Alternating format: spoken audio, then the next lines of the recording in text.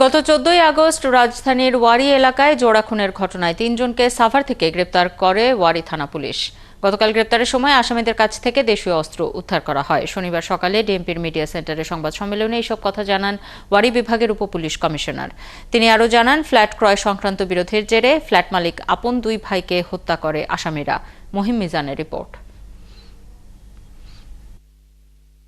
স্বপ্নের আবাসনের জন্য 14 লাখ টাকা জমা দিয়ে অপেক্ষা করতে হয়েছে 10 বছর। তারপরও ফ্ল্যাট বুঝে না পেয়ে 14ই আগস্ট জমির মালিকের সঙ্গে তর্কে জড়িয়ে প্রাণ হারান আপন দুই ভাই।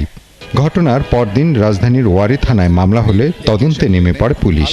এই ধারাবাহিকতায় শুক্রবার সাভার থেকে জমির মালিকসহ গ্রেফতার করা হয় দুই সহযোগীকে।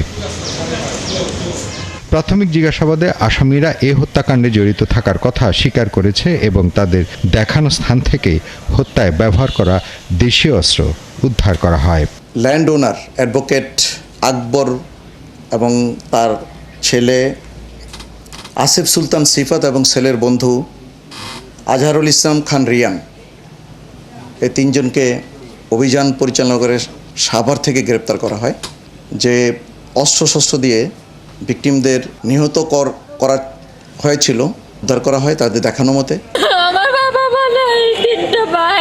চুক্তি করে 10 বছরেও classic real estate company flat বুঝে না দেয়া এবং সেখানে জমির মালিকের যোগসূত্র থাকায় তাদের বিরুদ্ধে প্রতারণার মামলা প্রক্রিয়াধীন আছে বলে জানান ওয়ারী বিভাগের উপপুলিশ কমিশনার।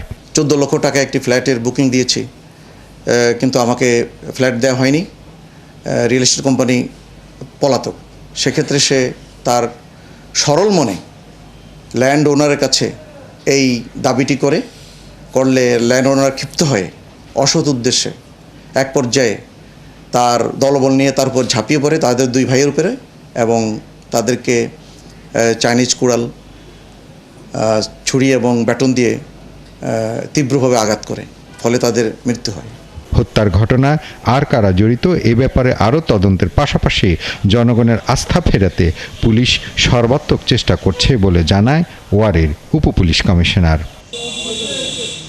মহিম মিজান, 71, ঢাকা।